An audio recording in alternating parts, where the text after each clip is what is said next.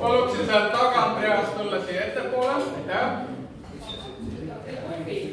Ja võite veel kohvi muidugi võtta. See on üleskutse terveks päevaks, et kui te tekib tunne, et oleks vaja juurde kosutust, aju värskendada, siis võtke julgelt snäkke ja kohvi juurde. Tere, minu nimi on Martin Noordi. Mina olen sellisest kohast nagu Teede Stratlar ja tänast päeva siin modereerin läbi. Ja enne kui minna sisuliste asjade juurde, siis igaks juhuks 2 tehnilist asja ütlen ära. Et me filmime tänast üritust, me filmime täpsemalt öeldes umbes seda ala siin. Nii et ma hetkel, kui ma seisan siin, siis ma vist ei ole pildis. Ja see video ei lähe kuhugi avalikult üles. See video läheb ainult neile 7 inimesele, kes soovisid ka täna osaleda, aga ei saanud kohale tulla, et nad saavad järgi vaadata. Eks see on omaette küsimus, nad teevad seda, aga see ei lähe kuhugi avalikult üles. Ja teine tehniline asi on see, et mõned inimesed väljendavad soovi ka teha mõne pildi täna siin ja kui keegi soovib nende piltide peal olla, siis andke palun märku sinna seal kõige viimasest tagant lauas on neil on Kaisa, kellel võib seda märku anda. Võid seda teha jooksvalt päeva jooksvalt, siis ta teab ära selle. Nii, kas kõik on valmis? Kõigil on koht, kõigil on vajalikud snäkid, joogid, asjad olemas? Väga hea.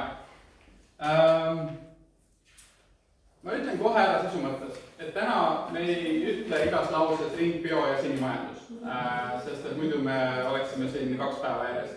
Ja ma tahaks teid kokku leppida, et kui me tahame öelda ringbio ja sinimajandus, siis ütleme lihtsalt ringmajandus ja me teame, et kui me ütleme ringmajandus, siis me mõtleme ringbio ja sinimajandus. Kas sellise kokkuleppe põhimõtteliselt sobib teile? Väga hea, kõik vähemalt vaidlustan seda ettepanekut. Suurepärane. Esimene väljakutse ületatud. Nii. Ringmajandus.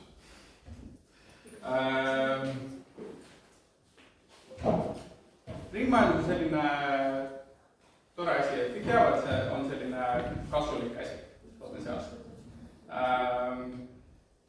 Et see potentsiaalselt teeks keskkonnale palju head, potentsiaalselt teeks kohalike omavalitsuste elu lihtsamaks, potentsiaalselt teeks riigi elu lihtsamaks, on välja arvutatud mitu triljonit, see võiks maailma majandus kasvatada, kui seda rakendada.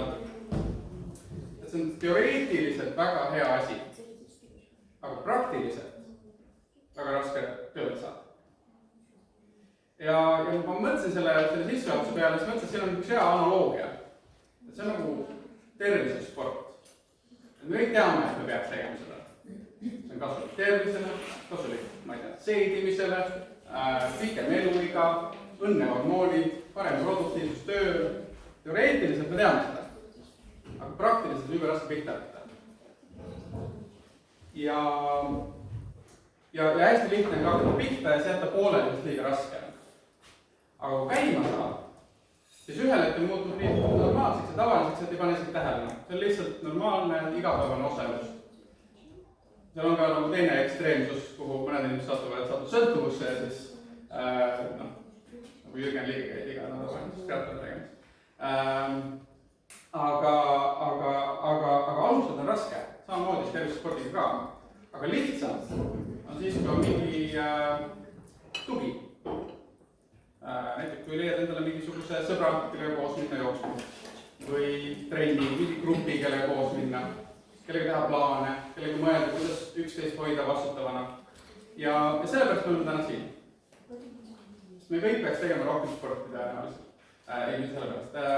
Me kõik arvame vist, ma eeldan, kui ta täna see tulnud, et ringmajandus on midagi, mida võiks teha rohkem. Aga oleks hea, kui oleks natukene tuge mõtlemises ja koostöös, kellega koostöös tegema hakata paremini. Vot, see on meie lootus täna. Ma loodan, et see lootus läheb kokku teie lootusega. Võike minna tähendab nõus olema. Suurepärane. Siis ma olen täpselt ühe laine. Mõtlen, kas sissejuhatus midagi olulist on vaja veel. Hetkel mitte. Tänase päeva plaan. Tegelikult on meil hästi lihtne üks eesmärk. Eesmärk on täna siit ära minna kõige suurema potentsiaaliga ideedega, mida Ida-Virumaal saaks rakendada ringmajanduse teemal. Äge. Aga selleks sinna jõuda, me teeme mõned sammud enne. Aga kõigi tegevuste taga on mõte jõuda lõppkokkuvõttes nende suure potentsiaaliga ideedeni ja võimalikult konkreetsete ideedeni, nii konkreetsete kui vähegi suudame jõuda.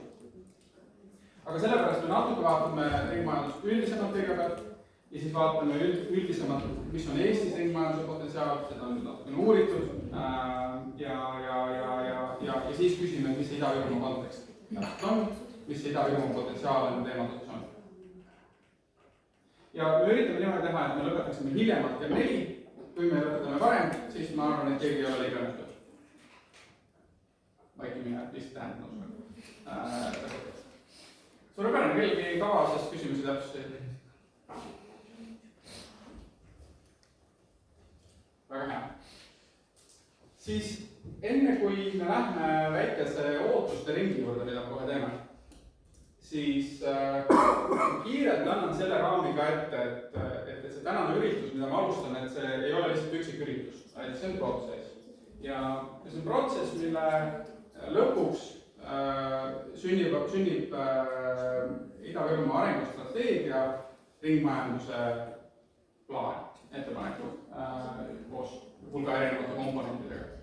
Aga selleks, et sinna jõuda on meil protsess ja see protsess algab täna on meil elava üritus, aga see jätkub pärast seda üritust täpsemate plaanide väljaarendamisega väiksemates gruppides.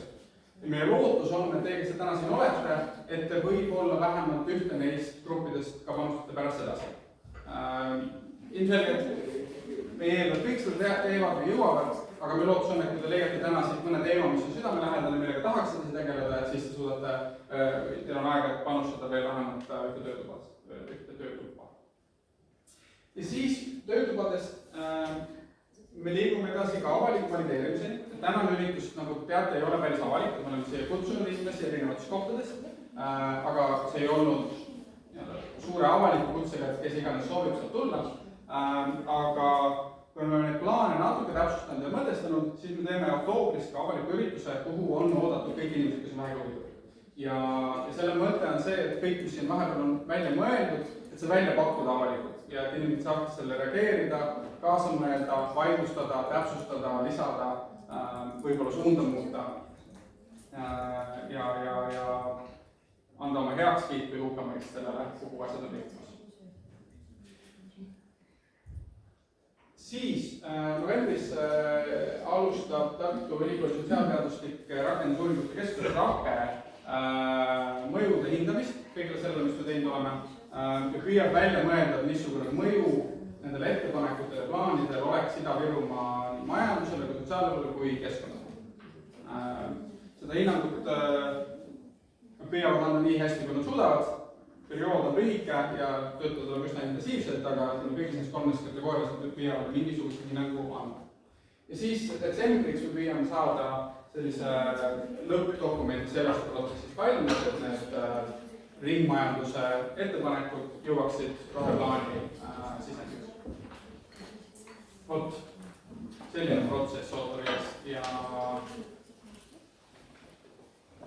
nii on. Kas selle kohta äkki kohe küsimusi täpsust?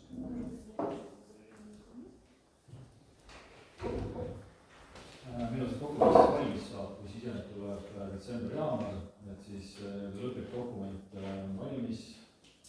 See on hea küsimus ja vastus sellele küsimusele on? Aprillis. Aprillis täpsus roheplaan valmis. Selle protsessi lõppdokument saab detsembris valmis.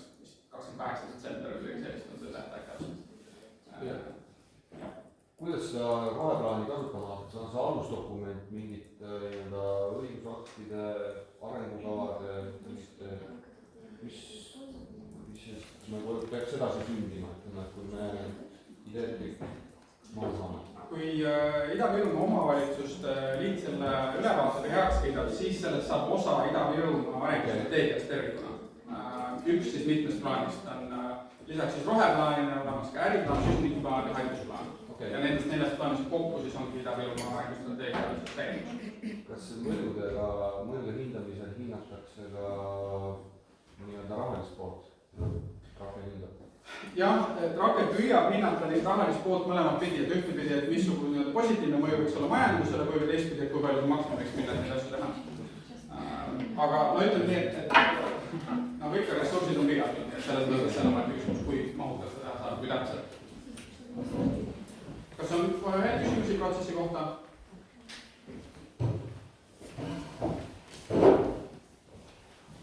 Suurepärane. Siis ma alustan, siis ma uuriksin korra ootusi tänasel päeval teie kohta. Ja see tegelikult on selline trikk selles mõttes, et me tahame ootust teada ka, see on sisuline küsimus. Aga see on trikk ka selles mõttes, et me tahame tänast päeva teha nii interaktiivselt, kui me vähegi suudame. Et siin saab olema arutelusid, et teil on ka nagu näete paberilehed ees ja markerid, millest võib eeldada, et püst on seinal, sest pauku tuleb. Et siin natuke saaks olema kirjutamist lisaks arutamisele. Ja sellepärast me alustame kohe väikse aruteluga ka. Ja tahaksime korraks lühidalt arutada siin enda kõrval, leida üks arutelupartner, üks inimene. Ja korraks jagada, millise ootusega te täna teie poolt olete. Ootuse, lootuse, sooviga juhtumas. Ja siis me korra jagame siin suures saalis ka. Aga mõned minutid kõigepealt siin paarides arutamiseks.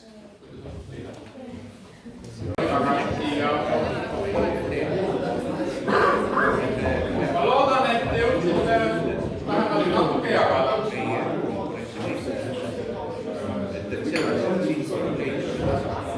Mõned veel natuke jagavad.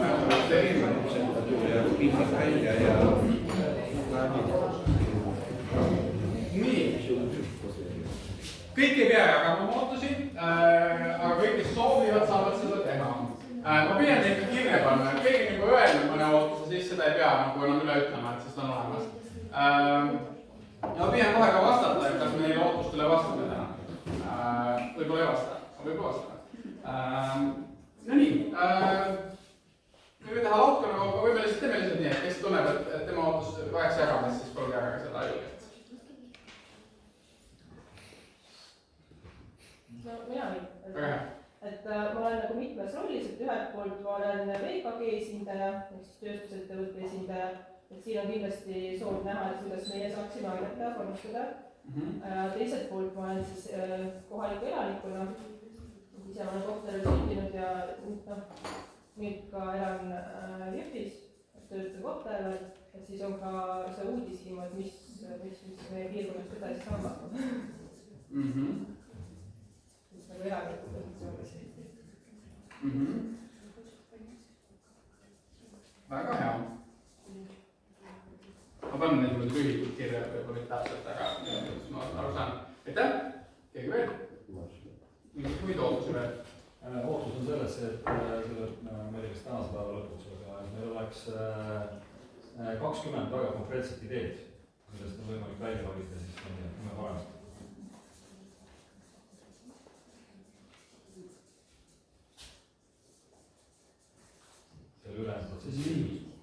Seda ma arvan, ma saan lubada, et tuleb. Kui konkreetselt, siis sõltub teist. Selle osas saan lubada, et natuke vähemalt mingil määral. Jällegi sõltub teist. Selle osas ma loodan, et me saame ka. Jällegi, hästi palju sõltub teist. Aga nii on. Aitäh! Veel ootusi, mida ei ole veel kirjas. Kõigepealt selle teedu täienduseks, et 20 konkreetset ideed oleksid ikkagi rohkem suunatud nagu sellise väärtuse loomisele ja mis aitaksid nagu ettevõtlusele kaasa, et ta oleks lihtsalt selline võib öelda, et me kõik toimetame ringmajandusele, eks ju, ja kõik on hästi, aga kui ta nagu väärtust ei loo, et siis ma arvan, et meil peaks olema neid nii-öelda olemasolevaid ressurssi nii palju, et me saame palju uut väärtust tuua. Väga hea. Veel ootusi või täiendamisi ootustele? Kindlasti on. Kuidas koolitada tudengeid, et sellest, mida õpivad, oleks kasu? Üleüldiselt või ringmajandusega teemal? Ringmajandus teemal, väga hea. Kuidas tudengid? Alu saama panna.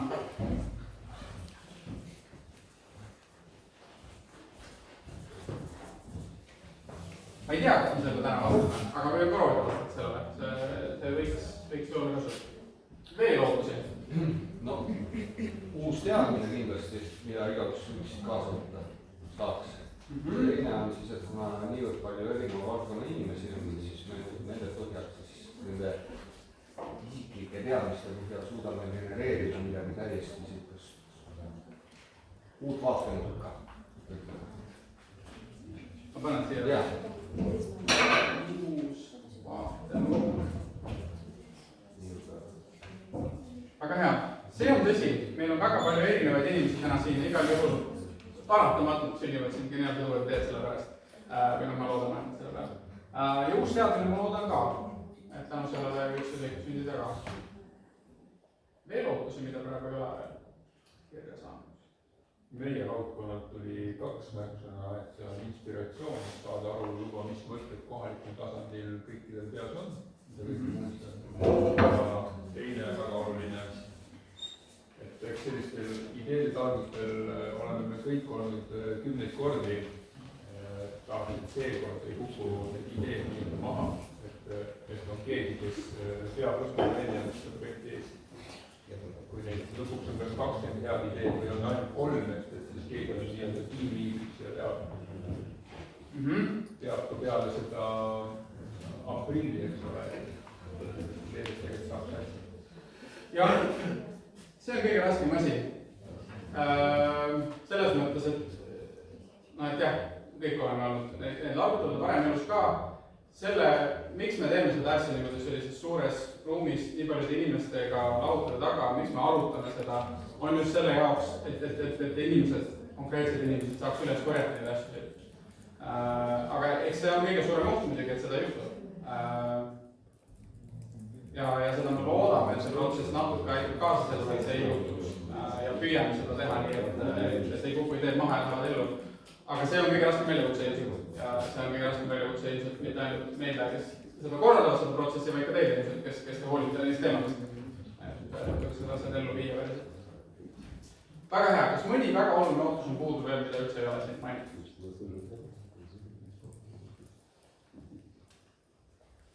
Ma ütleks niimoodi, et see ringmajandus on ju horisontaalne, eks ole, see peaks kõiki valdkondi katma, tegelikult alates restoranist kuni siis kaevandamiseni välja, mis oleb. Kui me vaatame, siis võiks vaadata sellise laia pilgu, et nagu kõik valdkonnad saaks kaetud.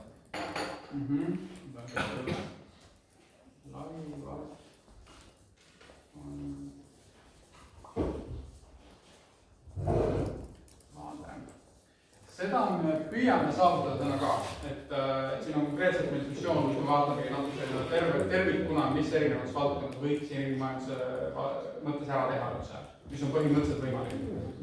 Selles mõttes ma loodan, et see ei juhtub, aga see on küsimus ka, et millest me kinni haarame, millega tahame tõesti töötada. Väga hea, kes vaikib nüüd, see ei pea vaikima igavesti, aga praegu rohkem ei saa öelda.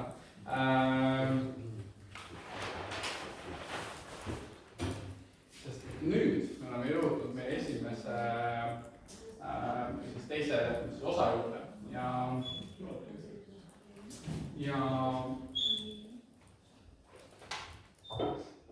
meie ette astub Kadi Kenk, kes on tulnud siia selle jaoks, ma näen kes on tulnud siia selle jaoks, et hästi lühidalt anda ülevaade korra sellest, et millest me räägime sellest, millest me räägime täna. Ja tuua mõned head näited ja inspireerida meid loodetavasti, et mida on tehtud ja mida saab teha. Ja meil on süsteem selline, et 15 minutit olen lubanud talle rääkida ja siis 15 minutit, et siis me saame temaga rääkida. Ja vestelda ja arutada ja pärast seda siga. Nii, aga jah, teeme ära siit lõhutuse juht. Palun. Teeme ühe aplausi teile. Tere hommikut. Kas te tunnete mind hästi, mugavalt? Leidsite endale kõik head kohad? Palun, et te tõstate püsti. Oodake. Kohe ütle, kuhu te minema peate. Me teeme ühe kiire koreograafilise harjutuse selle jaoks, et mõtestada ära see ringmajanduse küsimus eelnevalt, kui me ringmajandusest hakkame rääkima, siis me räägime sellest olulisest jäätmehierarhiast, mis ringmajandust defineerib ja läbi mille me ringmajanduse lahendusi püüame leida. Kõik need, kelle kohalikus omavalitsuses sõltumata, kust te pärit olete, kui teie kodukohast tekkinud jäätmeid viiakse prügipõletusse või prügimäele, siis palun minge kõik toa taha otsa. Need, kelle kodud või kohalikus omavalitsuses tekkinud jäätmeid põletatakse või läbi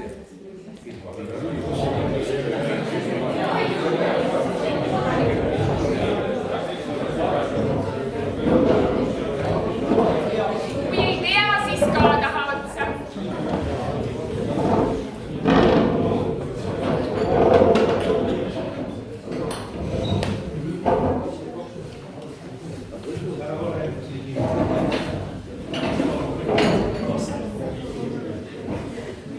Mida teeb see laudkond? Kui te ei tea, siis ka.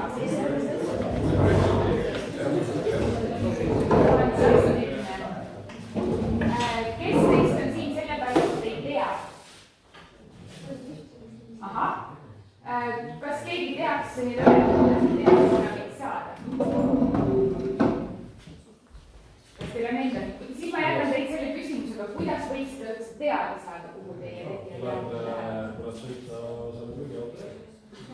Üks meetod alati päriselt läbi proovida. Kas on kuskil mõni omavalitsus, milles ei ole ühtegi, kus mitte midagi ei jõua prügimäe? Ei ole sellist omavalitsust. Igast omavalitsusest jõuab midagi prügimäe. Küsimus on selles mõttes proportsioon. Väga õige. Nii, liigume edasi. Edasi võib astuda see, või siia võiks tulla need, kelle omavalitsus midagi ümber töödeldakse. Mingid materjalid jõuavad ringlusse. See tähendab, et ütelda keskel eemale. Kaasarvas on imaginaarne osa. Ükskõik mida.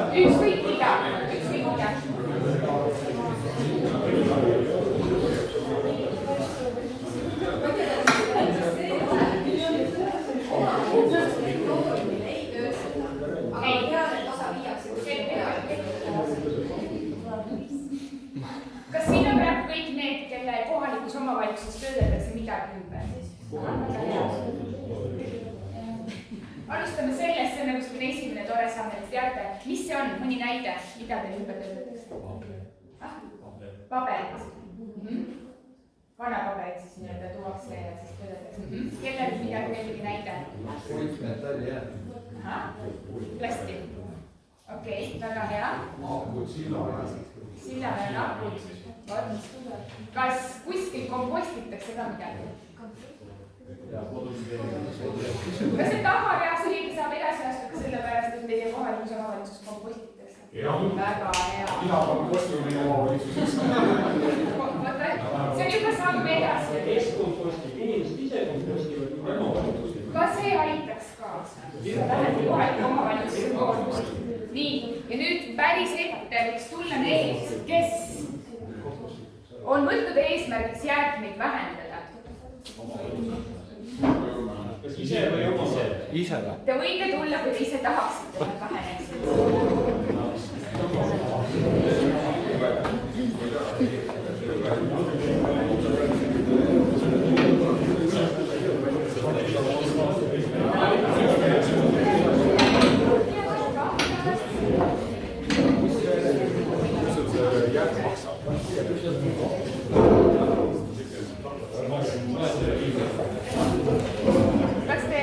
Kus te jääte praegu?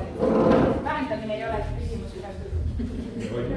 Kas vähendada saab sellega, et me tahame neid vähendada või peab seal olema ka nagu majanduslik ja legislatiivne motivatsioon? Väga hea küsimus. Siit küsimus teile, millises kohalikus omavalitsuses on seatud näiteks jäätmekavasse eesmärk jäätmeteket vähendada? Kus on see kirjas? On selline lause? On. No kõik käsi ei tõsta. Nii, kas teil on ka pandud mingisugune sihtmärk, kui palju vähendada? Vastavalt riigi jäätmekaval. Okei. Kui palju see on? N% Hästi oluline on see, et ma nüüd joonistan teie, mõelge lihtsalt nagu piltlikult kaasa. Kõik see, mis juhtus seal taga, see, mis me praegu siia valmis joonistasime, on jäätme hierarhia. See on see kõige parem osa, mida peaks eelistama. Siin on materjalide ringlusse võtmine, kõik see, kus jäätmeid ei õnnestunud vältida, võetakse need ringlusse. Ja kõik see, mis jäi see taha osasse, see ei kuulu üldse ringmajandusse. Ja see on see osa, mida riik näeb ette, et mida on riik, kogu Euroopa Liit, et seda osa peab kogu aeg vähendama.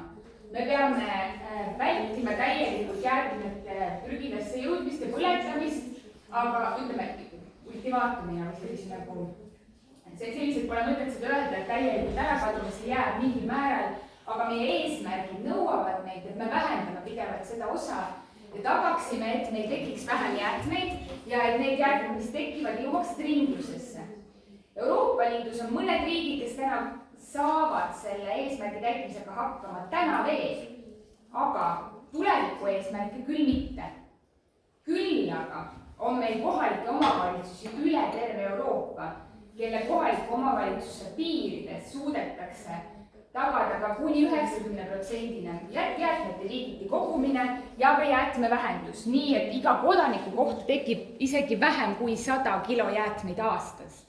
Ja siin me räägime sellest jäätmest, meil on Eestis nagu üks suur sõna jääde kõige kohta, aga me räägime sellest, mis jõuab prügilasse või põletusse. Seda tahetakse vähendada ja kohalikud omavalitsused saavad seda teha, eelistades korduskasutust ja toetades võimalikult hästi liigiti kogumist. Ma küsin selle küsimuse, kus oli liigiti kogumine, millises kohalikus omavalitsuses on liigiti kogumine rakendatud? Kõik peaks käed tõstma, aga nüüd te saate teha kerget võistlust, et kellel on majapidamiste juures üks konteiner? Vähemalt üks konteiner.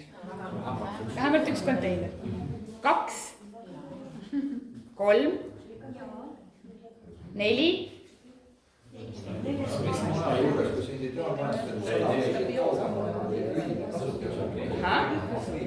Väga õiged küsimused. Kõige edukamalt võimaldab ringlusse võttu see, kui jäätmeid kogutakse liigiti ja seejuures jäätmed tehti kohale võimalikult lähedal. Eestis on näiteks Saku, kus iga maja juures, iga majapidamise juures on 5 konteinerit ja jäätme tekitaja maksab ainult selle osa eest, kus on segaolme, kui ta ei otsustanud jagada materjali liigiti selleks, et tagada nende ringlusse jõudmine. See on siis see näide kohalikest omavalitsustest ja see on alles jäätme hierarhia. Ringmajandus on kõik see, mis juhtub ennem seda, kui meil tekib küsimus, mida millegagi teha. Ma kohe kasutan midagi siit. Siin on viinamarjad. Praegu nad serveeriti teile siia kasutamiseks. Aga päev saab läbi, mis ma nendega tegema peaksin? Ära sööma. Aga kui minul ja ma läksin koju ära, nad jäid siia. Vaadata seda järgmine loogikat, mis võiks olla järgmine samm, mis tehakse? Üliõpilastele antakse kasutada. Ära ma nendele, kes tahavad. See on jäätmehierarhia esimene loogika, et me väldime seda, et asjad muutuksid jäätmeteks. Ma peaksin neid ringi jagama. Eestis on näiteks toidupank, kes võimaldab seda teha.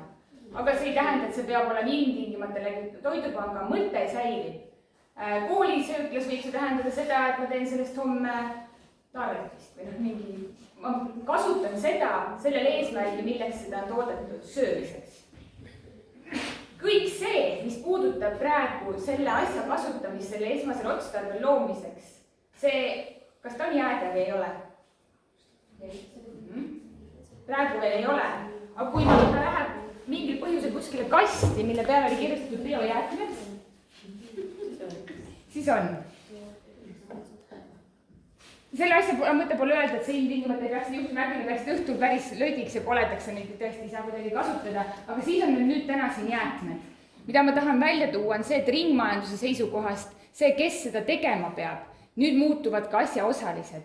Kõik, mis on siin, mis on ringlusse võtmine, tähendab seda, et mingi asi muutus jäätmeks. Sellega tegelevad keskkonnaspetsialistid ja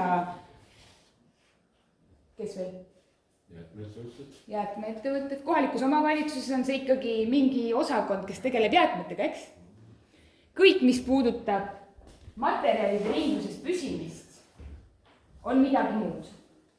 Ja see võib tähendada, et toimub koostöö, näiteks Tallinnas, kus uuskasutuskeskus ja jäätmejaamad teevad omavahel koostööd, et kui keegi tuleb oma jäätmeid või mittevajalikke asju ära andma, siis ta saab eelnevalt teha väikese ülevaate, kas midagi, mis talle kuulus, saaks leida sama kasutust või sama materjalina, ennem kui ta läheb siia, et teda materjaline ringlusse saada.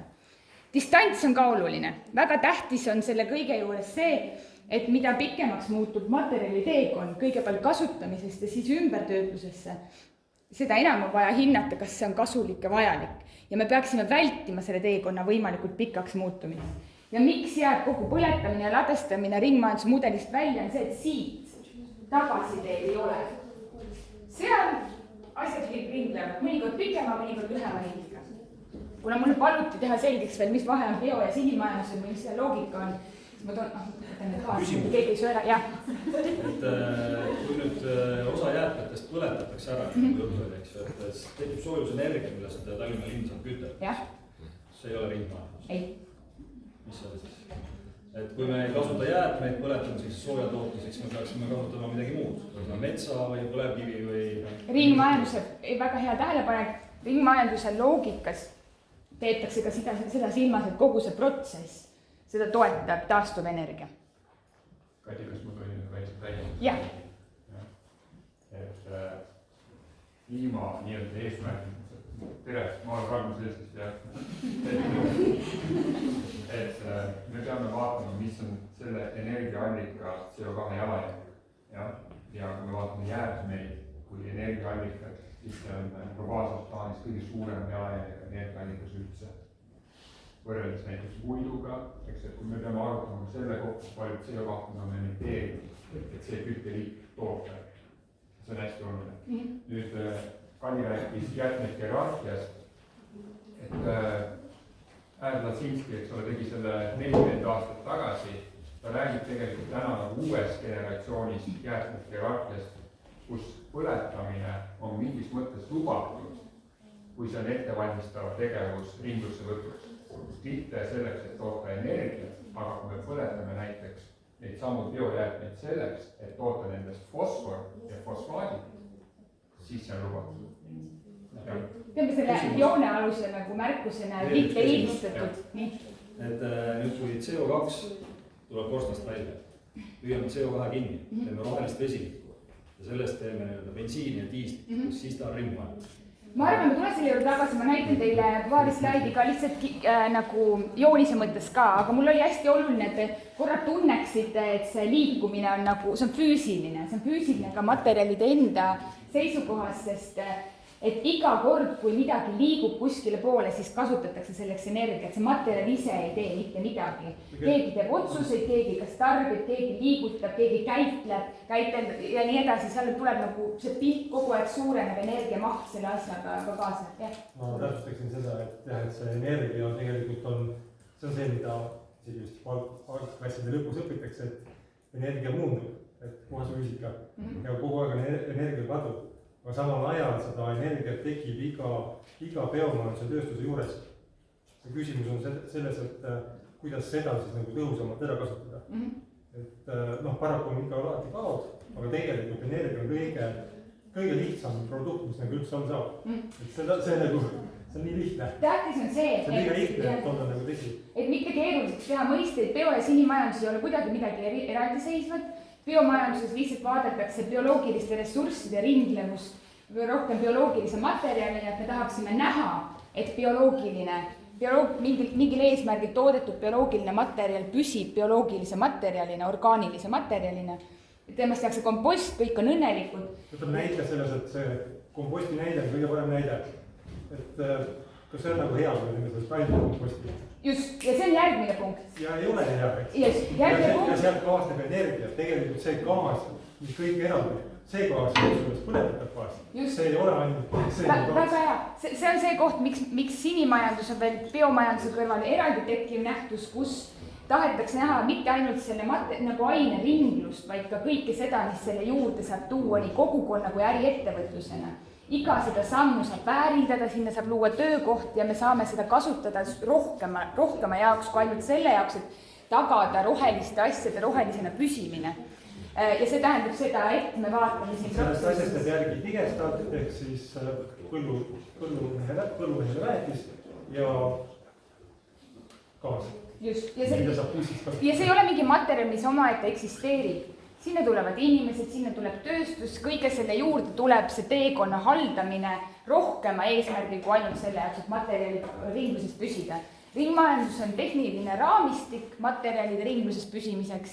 Sinna sisse tulevad teooriad, mis tahavad selles raamistikus luua ka suurimat väärtust kogukonnale. Me võime korra maha istuda, ma käin üle mõned slaidid veel, et näidata, mis see oli, mida me just tegime.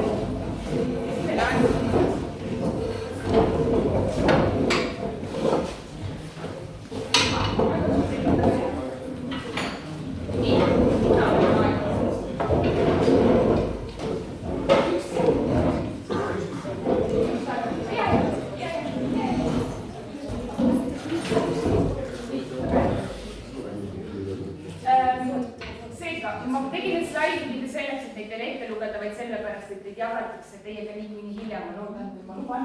Et juurde panna, et see hierarhia on kindlasti natukene rohkemaid samme endas kätte ja sinna juurde käib palju tegevusi, mõisteid ja seejuures ma olen pannud ka lisandväärtuse, kui palju töökohti ükski nendest protsessidest endaga kaasa toob.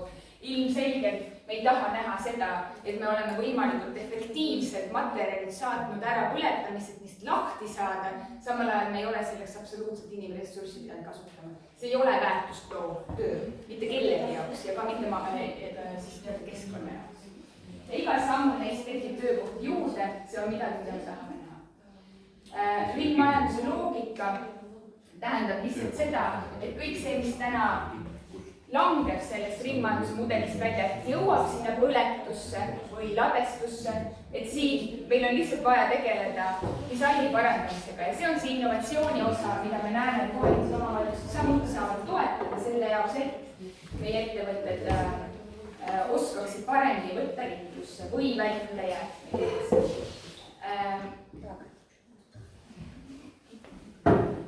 Ma ise ei salli selliseid graafikuid lihtsalt, et nendega nagu nähtu ajatakse, jällegi see on teile uurimiseks. Siin on see loogika, mida te küsisite, et mis on nagu efektiivne, mis on vajalik. See majandusteooria võtab arvesse ka selle hulga, kui palju energiat ükski tegevus endast kätkeb, et meie jäätmed tootmisest kuni siis kasutamiseni ei langeks põletamise või ladestamise faasi. Ja see füüsiline ringi suurus on väga tähtis sellepärast, et me kasutame täna juba kõike liiga palju. Te teate, et meil on täna vaja rohkem kui ühte planeeti, et inimkonda sellisel kombel nagu täna üleval pidada. Loogika on ainult sellest, et me oleme ebaefektiivsed oma ressursside kasutamises, selle efektiivsuse loomisel saab arvesse võtta neid erinevaid praktikaid, kuidas võimalikult lähedalt ja võimalikult vähese energiakuluga võimalikult suurt väärtust kasutatavast materjalist kasutusele võtta. Ja see toimib mõlema osas. Ringmajandus vaatab eraldi bioloogilist aineringlust ja tehnoloogilist aineringlust ehk kogu tööstuse poolt. Et see on see ainuke vahe, miks biomajandusse võib-olla võtnud endale selle ainult ühe poole kirjeldada, aga see kuulub ikkagi ringmajanduse mudeli sisse. Ja siimajandus lihtsalt teadlikult vaatab, et see ei ole ainult mitte materjalide aineringlus, vaid see on terve majandusmudel, mis selle aineringluse tagamise najal seisab. Ja see on viimane slaid, nii et siis me saame arutleda.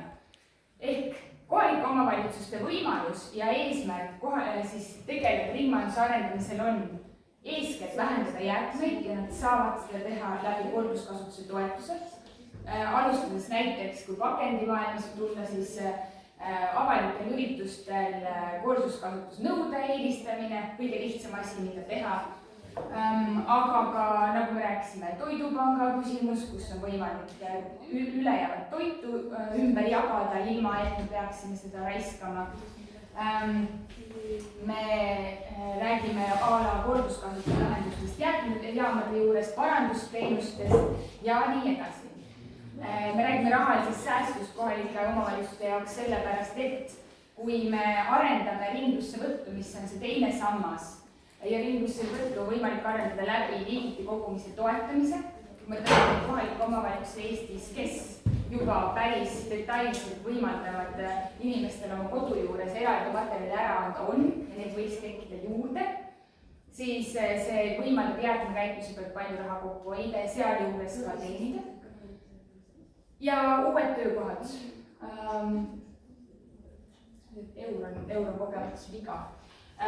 See on siis enam-vähem selle jäätmete hulga kohta siia pandud Ida-Virumaa kontekstis, kui palju töökohti oleks võimalik luua iga 10 000 tonni tekkivate jäätmete kohta, kui arendataks liigiti kogumist ja vähendataks jäätmeid läbi erinevate lahenduste, äriideede ja materjalide ümbertöötamise.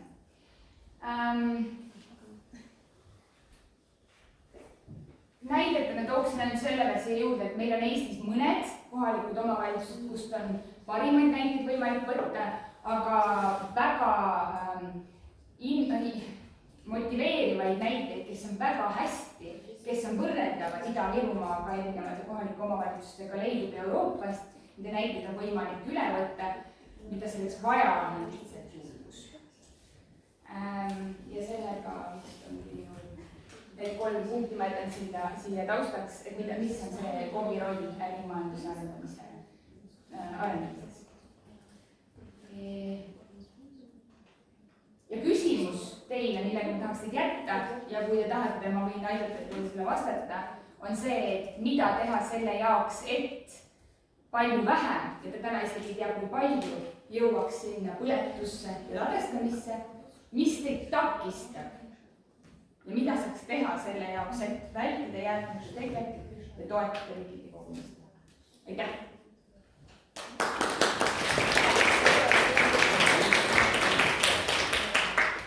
Aga meil on natuke küsimuste jaoks, kui neid on või kommentaare.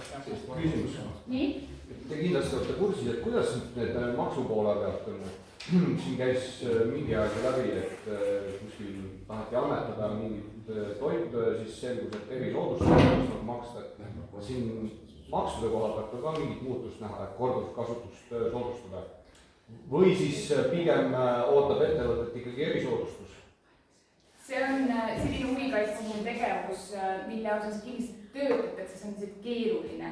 Igasuguste maksude muutmine on nii keeruline, keegi ei pidanud algusest peale silmas, et millised need igapäevapraktikad on, see on uus praktika ja seetõttu ma usun, et me jõuame sinna, aga ma ei tea, Tereks, sa oled tursis, et minu arust keegi jagu praegu selle teema. Tohib ma kommenteerin seda? Nii? Sama Toidupanga seda näidet, et ma olen lihtsalt isiklikult kokku puutunud. Et see erisoodustusmaksu momenti sealt isegi otseselt ei tule, kuna Toidupank on erisoodustusmaksu, ta on maksuerandi alla läheb. Aga mis moment väga tõsiselt tekib, on sisendkäibemaksu küsimus. Sa toodad mingi asja, ostad kokku toorme, annad käibemaksu maa, nii edasi. Ja kui ma nüüd selle toote tasuta ära annan, siis kas mul on õigust, kas ma pean selle käibemaksu tagastama? Ja see moment on niivõrd tõsine, et teatud toiduainetööstustes on odavam aegunud või aeguv toode maha müüa näiteks 0,001 senti tonn ja teha müügitehing, selmet, et anda ta ära. See on nagu üks näide sellest, kus olemasolev õiguskeskkond tegelikult ei toeta seda protsessi. Ma võin samasuguseid näiteid veel tuua otse. See on nii hea näide sellest, et kui see kõik kokku arvutada, siis tekiks sellest väga tugev argument selleks, et mingit seadust muuta. Ma tahan lihtsalt, ma julgeks väita, et huvikaitse sellised suunalised on nõrk. Kõik, kelle see probleem on, neil on see väga tugev, kas see küsimus jõuab ka sinna, kus seda muutma peab, ma ei ole nii kindel.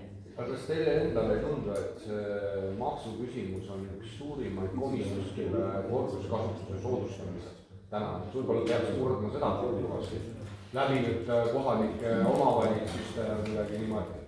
Suure ringi küsimus, kas kellelgi teisel on mingi muu põhjus, miks ta korduskasutusse väga ei usu. See on üks tehniline ja väga hea ja toetav element, aga ma väidan, et takistusi võid veel leida.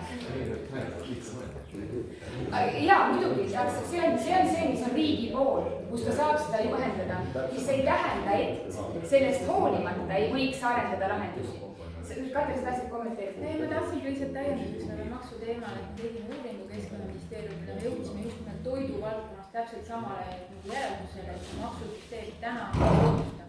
Et selle ettepaneku me tegime ka neile, aga tõesti, aga ma olen nõus Kadiga, et ma ei tea, mis sellest edasi saab, mis sellisel üles korjustada. Et need probleemid on olemas ja kõige parem oleks nendest rääkida täpselt nii, nagu need on ja rohkem, nad ei kao kuskile. Need ei muutu sellepärast ebaolulisemaks, et nendega ei tegeleta. Aga samal ajal, see ei tähenda, et me peaksime täielikult vältima. Ja see, et ta maha müüa, siin ei olegi küsimus, kas annetamine on parem kui maha müümine. Eesmärk on tagada, et see ei jõuaks jäätmeks ainult sellepärast, sest kõige mõistlikum on toiduks toodetud toit ära tarbida toiduna. Kui me annetame teda, sellel on väga tugev ühtepidi sotsiaalne element, aga puht materjali kasutuse efektiivsuse mõttes ei ole ka oluline, kui see maha müüa 1 sendi eest. Teoorias teiega nõus. Taaskord tööstuseid nimetamata praktikas on oluliselt odavam tellida Ragn-Sellsist või konkureerivast jäätmefirmast biojäätmete konteiner ja laksata see paar-3 euroluse täit toitu sinna konteinerisse ja maksta see mõnisada eurot ja minema viia. Mis on kurb, aga lohutuseks vähemalt see, et me teame, et Ragn-Sellist töötleb teda niimoodi ümber, et ta järgmise kõige efektiivsema sammu selle toiduga teeb. See on üks väga spetsiifiline näide, ma ei jääks praegu siia kõik kinni. Hea meelega kuulaks seda küll isikliku tasandile teeks midagi sellest. Aktivistina on minu töö sellest tugevalt ärrituda. Nii, veel küsimusi. Selle eelmise slaidi peal oli 500 000 eurot aastas säästu sellest, aga ma saan aru, et selleks peab kohalik omavalitsus midagi tegema, tõenäoliselt midagi investeerima. Kes siis säästab? Ühel pool on kellelgi on kulud ja keegi säästab. Need on Euroopa Liidu kohalike omavalitsuste arvutused, kohaliku omavalitsuse enda kokkuhoitud kulud efektiivsemast jäätmekäitlusest, kuna nende jäätmemaht on nii palju vähenenud. Ja see jääde, mille eest tuleb maksta gate fee või siis seda ülejäämistasu, sest et see ei ole enam väärtuslik materjal. See on see kulu, mis tal jääb kandmata. Tema hanked muutuvad soodsamaks, tema teenindavad ettevõtted, kes neid jäätmeid kokku koguvad, saavad väärindatavamat materjali. Seetõttu muutub see neile ka soodsamaks. Samased küsimus, et kuidas te näete eestlasi kui isiksuse ja üksinda tegutse ja kontrolli muutus. Et need ringid tegelikult ringmajandus tähendavad väga suurt koostööd tegelikult. Ülitähtis element siin. Saku alla näide. Ülihea. Põhimõtteliselt mudel, muster näide, tehke jäätmete äraandmine inimesele kodu juures lihtsamaks. Tal on kõik võimalikud variandid seal samas. Probleem tuleb sellest, et majapidamised muutuvad rahulolematuks. Miks mul peab nii palju konteinerid maja ees olema? Mul on ju naaber. Ja tal on samad konteinerid. Me ei täida neid ära isegi. Ja siin on veel paar maja selle sama tänava peal. Meil on probleem. Aga probleem ei ole kohaliku omavalitsuse oma, vaid see, et naabrid ei saa omavahel läbi. Nad ei tule kokkuleppele, et ehitaks ühe jäätmemaja. Ja see ei puuduta enam absoluutselt mitte kuidagi jäätmekäitlust, vaid seda, et järelikult ükskõik milline küsimus kogukonnas tõusetuks, nad ei suuda omavahel kokkuleppele jõuda, sest neile meeldib lihtsalt vaielda. Ja sellised kogukonna teemad on midagi, mida saab lahendada kogu omavalitsus jällegi üheskoos. Teadlased eesmärgiks on seada oma erinevates tegevustes kogukonna tunde kasvatamine. Et see on meie kogukond. Ja seda tehakse läbi erinevate projektide, annetusprojektid, kohvikute päevad, mis iganes ei ole enam keskkonnaga kuidagi seotud. Mida tugevam kogukond, seda tõenäolisem on, et nad panustavad sellesse, et nende kogukonnas tehakse asju paremini. Lisaks selle tööstusele vaatame ka veel, et võtame lihtsa näite, meil on vaja tegelikult kõikide nende asjade ümbertöötamiseks on vaja teatud laadi rafineerimist teha. Et me võtame rafineerimine teada valmuseks lahti võtmist, aga sellega kaasneb hästi palju energiat. Üldiselt kaasneb tavaliselt ikkagi see sama energia kadu, kus sooja energia tekib. Ja siis on vaja koostööpartnerid, kes selle sooja aina ära kasutab. Aga tõenäoliselt on seda väga raske saavutada, et keegi leiaks sellised partnerid, kes teeks kõrvale teise tööstuse, kus... Ja see on hästi relevantne näide eriti piirkonda arvestades erinevad tööstusnäited ja tööstusharud peavad hakkama arenema, aga tegelikult ka kõikjal mujal. Positiivne on see, et Euroopa Liit eraldab erinevaid vahendeid, mille peale saab ainult öelda, et meil on neid vaja. Et nii-öelda ennast ei tasuks lasta enda hoogu maha võtta sellele, et meil pole vahendeid, sest neid vahendeid tegelikult tahetakse aina rohkem juurde pakkuda. Küsija teema, kõik on küsija taga kinni. Ja teiseks, et see probleem võib ka minna väga isiklikule tasandile. Kogukondades, kus proovitakse jäätme asemel asju parandada ja on paranduskeskused ja parandustöökojad, on juba esimene probleem sellest, kust me leiame inimesed, kes oskavad üldse midagi teha. Aga samal ajal, kus on hästi meeletu võimalus koolitada ja saada inimesi tööle, kelle töö ei lõpe kunagi ära, jalgrattad vajavad igavesti parandamist. See on ainult üks lihtne näide, aga neid asju veel parandada saab lõputult. Mistõttu siis jällegi ühte ratast võib parandada 100 aastat järjest või siis, kui sa saadaksid seda prügipõletusjaama, siis on sellega kõik kaputt ja see on meie jaoks kadunud.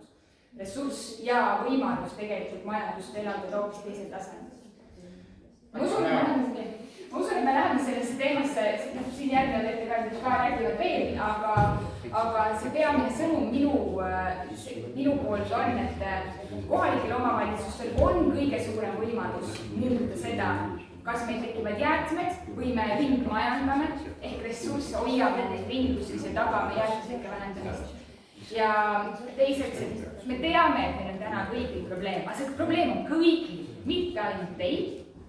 Ja teie saate ise mõelda oma kogukonnast lähtuvalt, mis teid täna takistab, et see kõige jäätmehierarhia mõttes kõige kõrgem ehk jäätmetega ennetamine, korduskasutuse toetamine või liigiti kokkumise arendamine täna võimalik ei ole või ei lähe veel nii hästi, nagu te tahate. Ja sellele, neid küsimusi tahan mina väga enda suunas kuulda. Väga hea, aga meil on veel pool päeva ees, mille jooksul neid küsimusi küsida. Aitäh Kadile, suure aplausi Kadile kõigepealt.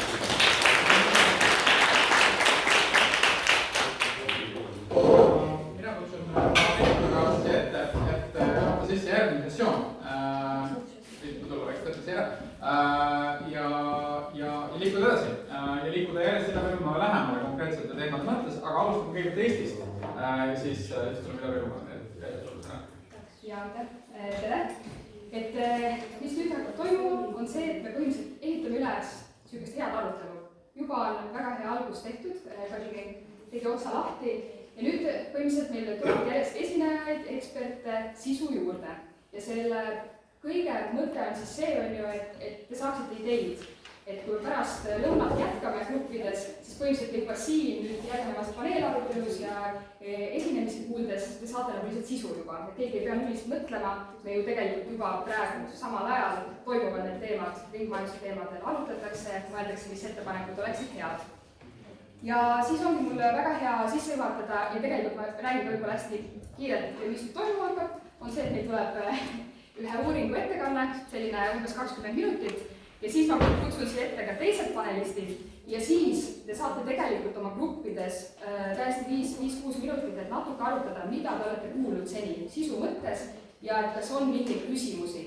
Nii et me teeme nüüd teistmoodi, kui tavaliselt peab publik ootama, et panelistid räägivad ära, siis natuke räägivad panelistid ja siis panelistid peavad ootama, siis kaasamõtlejad ära. Nii et kui teile sobib selline plaan, siis teeme seda tihti ära. Ja, olgu, palju koogutusi. Super. Siis on hea meel sisse juhatada Katreelias, kes teeb siis meile ülevaate Eesti ringmajanduse tulevikupotentsiaalist ja vajalikest meetmetest. Ja see on Keskkonnaministeeriumi poolt tellitud uuring ja siis Katre Tehnopolis grupist aitas seda eest vedada. Aga siis räägib lähemalt. Aitäh, et mind on täna siia kutsutud, et mul on hea meel jah siin olla, et tõepoolest oli selline võimalus, et Keskkonnaministeeriumi tellis meid riigihanke korras siis sellise uuringu, mille eesmärk oligi aru saada, et milline see ringmajanduse potentsiaal Eestis on. Ja meile anti ülesanne uurida 7 valdkonda. Seal oli siis metsa- puidutööstus, tekstiilitööstus, plastiktööstus, toiduainetööstus, teenindussektor pluss siis jäätmemajandus. Täna me räägime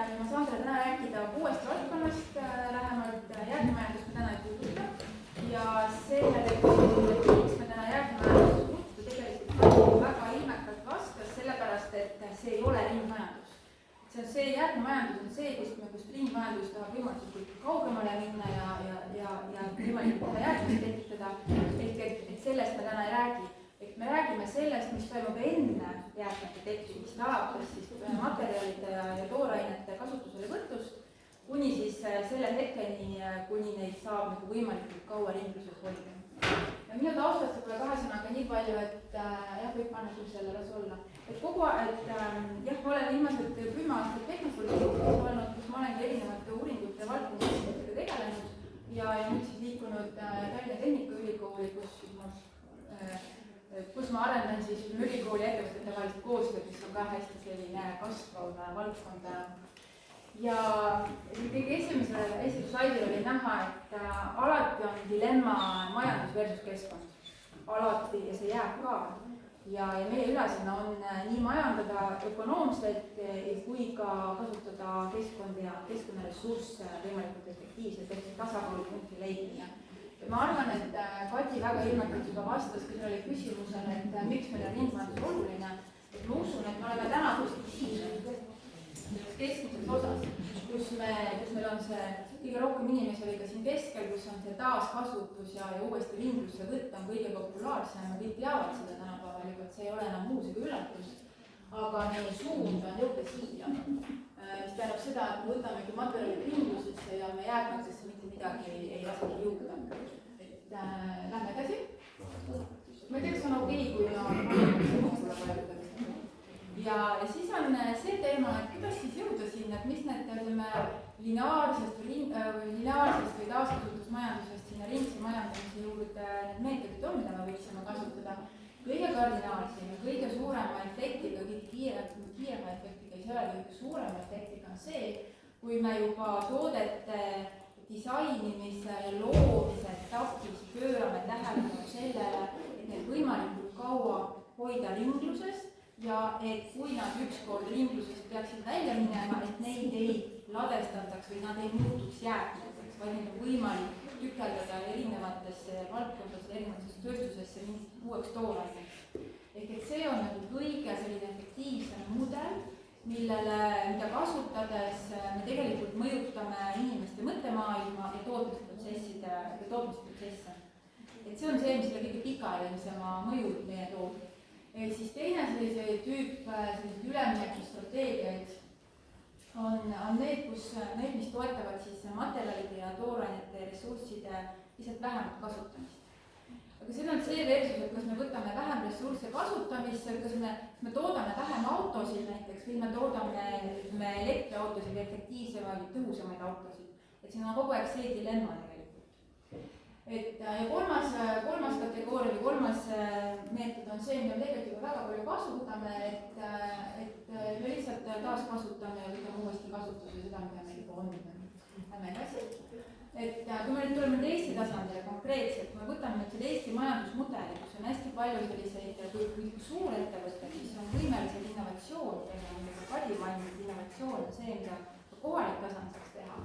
Et siis, ja meil on hästi palju väikeettevõtteid, 95% on meil väikeettevõtted, kes ei ole alati võimelised, suutelised sellist uusi tooteid arendama, disainima, innovatsiooni tegema, et siis seda enam muutub kohaliku omavalitsuse roll ringmajanduse rakendamisel olulisemaks. Seesama see kogukondade teema, et mida saab kohalik omavalitsus ringmajanduse puhul teha, on, et kohandada seda tegevust, majandustegevust ka kohalikule tasandile, kaasates seda kogukonda ja luues seda kogukonna tunnet just nimelt selleks, et vajadusel siis see kogukond tuleks kaasa nende uuenduste ja muudatustega. Et kaasata ka uusi ärimudeleid, näiteks jagamismajanduse ärimudelid on hästi head, sellepärast, et nad soodustavad seda taaskasutamist ja ringlust ja soodustavad jagamist. Minul on akutrell ja mu naaber tahab kasutada 2 korda aastas akutrelli, ta ei pea endale oma trelli ostma, ta tuleb laenab minema. See on see naabritevaheline koostöö, kogukonna teema jälle, eks ole. Ja selline hea selline, efektiivne meetod on ka see, et kui kohalik omavalitsus soodustab selliste kõrgelt kvalifitseeritud töökohtade loomist, mis siis omakorda peaks tootlikkust parandama ja soodustama ka ettevõtlust. Lähme edasi. valdkonda. meie uuringus ja me lähtusime sellest tarneahela mudelist, mis tähendab just seda, et selleks, et tarneahel, meil on toode, ütleme auto näitel, meil on toode, me disainime autot ja selleks, et me juba autot disainides juba mõtleme selle peale, et kuidas tema, ütleme, elutsükli lõpus, ma ei tea, erinevateks varuosadeks või erinevatesse teistesse tööstustesse, ütleme, toorainele sisendiks saaks minna, me peame mõtlema sellele juba elutsükli alguses, disainides, luues, kasutades juba materjali. Ehk et me kasutasime sellest 4 tarneahela mudelit, kus üks esimene on toodetud disainmaterjalid, kus me juba peaksime pöörama tähelepanu sellele, et milline on see materjal või see toode, mida me toodame. Teine on see tarneahela koostöövõime, et kuivõrd efektiivselt see tarneahel töötab, kuivõrd palju ressursse sinna pannakse, kuivõrd tõhus see on. Kolmas on tootmine, nagu füüsiline tootmine iseenesest, et kuivõrd efektiivne on tootmisprotsess, ressursid, materjalid, protsessid, inimressurss ja nii edasi. Ja neljas on see, et milline on siis toodete kasutamise ja eluiga, et kui kaua nad ringlevad ja mis nüüd lõpuks saab. Et läbi sellise 4 mudeli me analüüsisime seda puutevaldkonda, lähme edasi. Ja mis me siis kõige selle tulemusena välja joonistus, need on sellised üldised tähelepanekud, mis kõigi läbi 6 valdkonna horisontaalselt joonistusid välja, oli see, et me peame teadlikkust tõstma. Ma arvan, et see tuleb kellelegi üllatusena, et me peame teadlikkust tõstma kõikidel tasanditel, riigi tasandil, kohaliku omavalitsuse tasandil, ettevõtete tasandil, aga ka lihtsalt tarbijate hulgas. Teadlikkust tõstma just sellest, et mis on ringmajandus, et see ei ole ainult kas taastootmine või toodete taaskasutamine, see on mõtteviisi muutus. Ja see algab juba päris algusest, toote materjali elutsükli algusest. Me peame toetama ka valdkondlikke koostööplatvorme, mis aitavad ettevõtteid, ütleme sarnase valdkonna ettevõtteid rakendada neid ringmajanduslikke põhimõtteid. Ja see on ka üks koht, kus võib-olla kohalik omavalitsus saaks selle platvormi teha või seda toetada, ütleme moraalselt, kas või ka rahaliselt toetada seda kohalike sarnaste ettevõtete ringsemaks muutmiseks. Siis keskkonnahoidlike investeeringud innovatsiooni toetada, see on juba selline riigi tasandi teema, aga miks mitte ka kohalikule omavalitsusele mõtteks. Laiendada toote vastutust oli ka üks selline teema, mida me hästi vaidlesime, arutasime, et täna on vist mõnedel üksikute toodetele ainult see toote vastutus, me võtame rehvi, autorehve kindlasti, eks ole, elektroonikaseadmeid. Aga see tähendab seda, et me tegelikult, et riik saab oma seadusandlusega sundida ka teiste valdkondade teisi tooteid, tootjaid koguma nende tooteid. Et see on nagu see mõte, et laiendada see toote vastutust.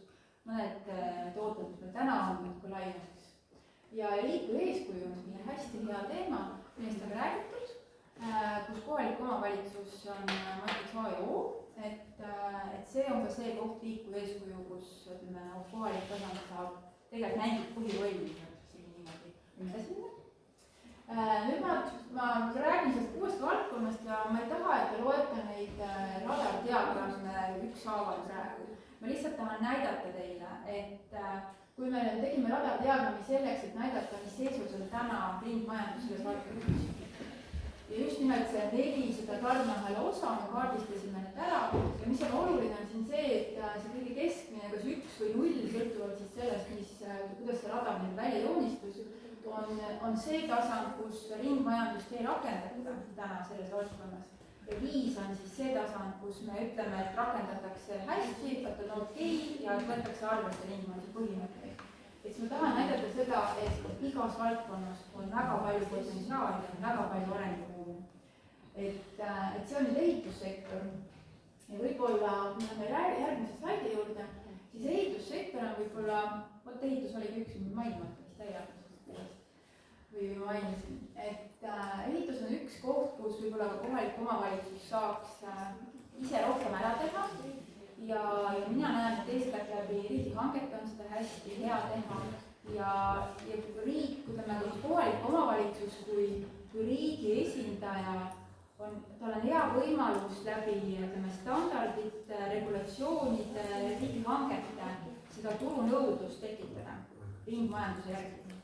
Ja turunõudlus võib eeskätt ettevõtetes, et me ütleme omavalitsusena ette, et kui me tahame näiteks uut, ma ei tea, lasteaeda ehitada, me teeme riigihanke ja me ütleme ette, et vot ainult taaskasutatavad materjalid, ainult seal, mis iganes seal olla võib, on ju veel, et see on nagu see teema, kus me seame nõudeid riigihankes selleks, et turunõudlust tekitada. Et ehitussektor on selles mõttes hea, et siin kohalikul omavalitsusel on päris palju nagu hoobasid. Aga samas ka, ütleme, see BIM-projekteerimine, see on see, mis ta oli inglise keeles. Ehk et see elektrooniline projekteerimine, et igal ehitisel võiks olla selline elektrooniline pass, mis oli digiteisik on siin kirjas, et seda mitte ei tehtaks paberil, seda mitte ei tehtaks nagu mitu korda, mitmed inimesed panevad ressurssi sinna, vaid et see oleks elektrooniliselt hästi kättesaadav ja seda saaks nagu kõik asjaosalised kohe vaadata, et kus on tolud, kus on elektriseadmed, kus on mis. Et see võib-olla oleks selline mõte teile tänapäeva kaasa. Lähme edasi. Plastitööstus, tegelikult Kadi on selle plastitööstuse uuringu autor meil, et ta kindlasti seda rohkem ja paremini rääkida. Aga siin on ka see näha, et arenguruumi on hästi palju, et plasti puhul oli peamine teema just plastpakendid. Aga see on see jäätmeteema, eks ole, et kuidas vähendada seda plastpakendi osa ja siin on ka võib-olla see mõte omavalitsusele, et näiteks kui on suured üritused, siis saab tekitada nõudeid, et ei kasutata plastpakendeid, taaskasutused, korduvkasutused, et selles raames mõelda, aga seda juba tegelikult rakendatakse ka, ma usun, päris palju. Lähme edasi. Tekstiilitööstus on ka võib-olla selline osa, kus on potentsiaali palju. Aga tekstiilijäätmed on ka maailmas üks hästi selline suur jäätmeliik, mida tegelikult ei koguta piisavalt ja kus oleks potentsiaali, et seda tekstiilijäätmeid taaskasutada või siis seda suunata teistesse materjalidesse nagu toorainena, teisese toorainena sisse. Või edasi minna. Metsapuidutööstus, siin peaks ütlema, et on pilt kõige parem. Sellepärast, et siin on hästi palju investeeritud, seal on hästi palju teadustööd taga ja on hästi palju uuenduslikke ettevõtteid. Et see on selline pilootsektor, ma ütleks, et piloot on vale öelda, selline edumeelne sektor, kus on sellised ringmajanduse põhimõtted juba hästi palju kasutuses. Et selles mõttes on hea tõdeda, kuigi siin on potentsiaali on näha. Kui me edasi minna. Toidutööstus, see on selline koht, kus ma jälle ütlen, et siin on see teema, kus mida ka omavalitsus kohalikus tasandil saab tegelikult ise palju teha. Et siin on nüüd toodud tegelikult meile ülesandeks anti see, et peaksime kaardistama, mis on optimaalne ja mis on tänane seis. Kuna andmeid oli meil hästi vähe, et me andmeid ei koguta, mille alusel me oleks saanud öelda, mis on optimaalne, et siis ongi niimoodi, et mõnes sektoris, kus oli võimalik, siis me selle hinnangu andsime, mis võiks optimaalne olla. Optimaalne ei pea ka maksimaalne tulemus olema suures. Ja toidutööstuses oli see võimalik, aga see punane joon näitab seda, et see on tänane seis ja siin on see, et on optimaalne, kui me edasi läheme. Siis on meil need mõtted siin, et siin saab jälle olla kohalik omavalitsus kui tellija ja ütleme, see ei puuduta niivõrd toidutööstust kui toidutarbimist just nimelt, et meil on lasteaiad, koolid, vanadekodud, mis iganes omavalitsuse asutused, et seal on toitlustamine ja et kui me soodustame ka kohaliku tooraine kasutamist võimalikult palju, et see tooraine transpordivahemaa oleks võimalikult väike. Kui me soodustame seda, et just nimelt, et mis sellest viinamarjast või kartulist või kastmest pärast saab, mis järgi jääb, et see on nagu see koht, kus võib-olla kohalikul tasandil on võimalik hästi palju ära teha. Ja siin ma rõhutaks seda hariduse ja teadlikkuse komponenti, et see ringmajandus tarvib lasteaedast või iga kodus. Et haridus, ma pärast näitan, ma ei slaid ka, et haridus ja kool ja see hariduse teema on see, kus peame täna tegelikult alustama juba selle ringmajanduse põhimõtete rääkimist lastele. Teenindussektori toon lühidalt kokku siia, see jagunes meil kolmeks, oli kaubanduskeskused, majutused ja elutööstus. See oli meile ette antud, seda meil enda valida ei antud, et see oli meile öeldud, et paluks nendes valdkondades analüüsi. Ja siit peaks ütlema, et siin on just teadlikkuse tõstmine hästi palju hästi oluline. Selline peamine mõte. Aga kaubanduskeskuseid kohalikul tasandil mõtleme, siis ma usun, et ka siin annab neile anda neid nõudeid ette, et kuidas neid jäätmeid, pakendijäätmeid tekib kaubanduskeskustes hästi palju, näiteks kuidas neid paremini ringledega taaskasutada või koguda, näitena. Lähme edasi. Ja siis on mu viimane slaid ja siis on 3 põhimõttest mõtet, mida palun või palu, aga et ma soovitan teil kaasa võtta, kui te hakkate oma ideid välja mõtlema. 3 peamist mõtet. See oli varem kõik välja öeldud juba, et kui seda ringmajandust nüüd hakata niimoodi põhimõtteid rakendama, ma ütleks, et ringmajandust rakendama, ma räägin põhimõtetest, sest ringmajandus ei ole asi iseenesest. Et need põhimõtted, mida me silmas peame, siis seda peab tegema kõikidel tasanditel korraga. Et see on see üks ootus, mis oli. Et on riigi tasand, kohalik tasand, ettevõtted, tarbijad, koolid, kõikides korraga, igal ühel on oma roll siin, et ma väga usun, et riik ka tegeleb sellega edasi ja üleval poolt ja tegeleb sellega kompleksselt, et see on kindlasti üks märksõna. Siis teine märksõna on see, et mõistlik on keskenduda nendele teemadele ja valdkondadele, mis mõjutavad kõiki tegevusalasid, ehk et see mõju on suurem. Räägime siin näiteks teadlikkuse tõstmisest, energia kasutusest, transpordist ja pakendilahendustest. Need on need asjad ka sageli, mida ka kohalik omavalitsus saab tegelikult mõjutada juhtida.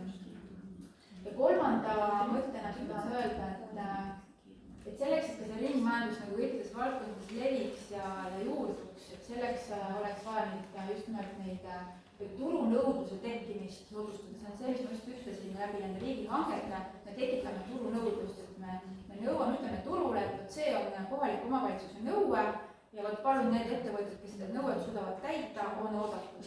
Et see on see koht, kus me seda turunõudlust saame muuta, miks see oluline on just see, et läbi turunõudluse muutmise me saame ka inimeste mõtteviisi muuta, ettevõtete mõtteviisi muuta, nad hakkavad teistmoodi mõtlema.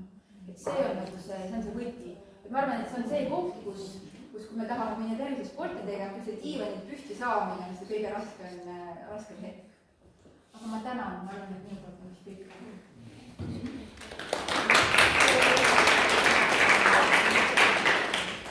Ja siis laseme Katrele maha istuda. Et aitäh selle eest. Ja nüüd lähme kirjast rohkem selle paneeli juurde, et nüüd te olete siin kuulnud siis põhimõtteliselt, mis on ringmajandus kõige laiemas mõttes. Natuke rohkem oleme saanud niimoodi KOV-i, et just KOV-i mida teha, sest lõpuks me tegeleme ju Ida-Virumaa maakondliku arengustrateegiaga mõnes mõttes, et hoida hästi seda fookust. Ja siis ma teengi niimoodi, et ma kutsuks siia nüüd teised panelistid ka kenasti ära. Meil on siit, siit ära, siis saate kohale tulla. Esiteks meil on kutsutud Keskkonnainvesteeringute Keskuse toetuste ja teenuste osakonnast Ida-Virumaalt. Palun tule siia. Võime kasutada Rita saab siis jooksvalt ja pärast teie küsimustelt tulevad, et milliseid seni ringmajanduse toetusmeetmeid just piki vaatenurgast on tehtud, minevik, olevik, tulevik. Et siis te teate, et vähemalt üks inimene, kes suure tõenäosusega oskab nendele küsimustele vastata. Siis nagu te kuulsite, et praegu ka uuringu poolt, et see viimane 7. osas jäätmete teema on eraldi teema, see on mitmel põhjusel nii, aga siin me ikkagi igaks juhuks mõtlesime, et kui tuleb ka neid küsimusi, siis on meil siin Ragnar Sels, aga enne kus püsti tõuseb, kes võttis ka ühes sõna, siis minu arust näitab väga hästi juba seda paradigma muutus see, et ei ole enam jäätmekeskusettevõte, vaid pigem keskkonna ja ringmajandusettevõte, mis minu arust näitab ka, et kuskil vähemalt otsast hakkab mingisugune paradigma muutus tulema, nii et aitäh!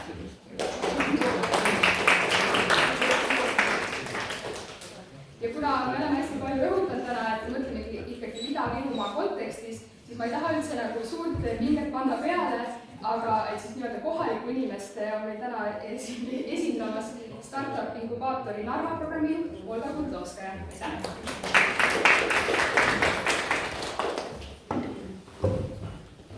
Ja nüüd te olete saanud praegu erinevad siis näidid ja kindlasti on tuli ka nüüd, kui me räägime riigi strateegilisest raamistikust ideid. Ja ma annan teile kohe 5 minutit, saate koos arutada ma ütlen ka kohe ära, et seesama uuringu kokkuvõtted siinsamas laua peal on need lehed, seal on need 6 valdkonna kaitseüksuse kokkuvõtted ja samuti Rohetiigri soovitused kohalikule omavalitsusele, kui me räägime ringmajandusest järgmisest. Ja ma annan 5 minutit, siis mõelge, mis küsimusi teil juba on tekkinud või mida tahaksite veel küsida. Siis lähme rohkem paneeli osa juurde. Ja siis teie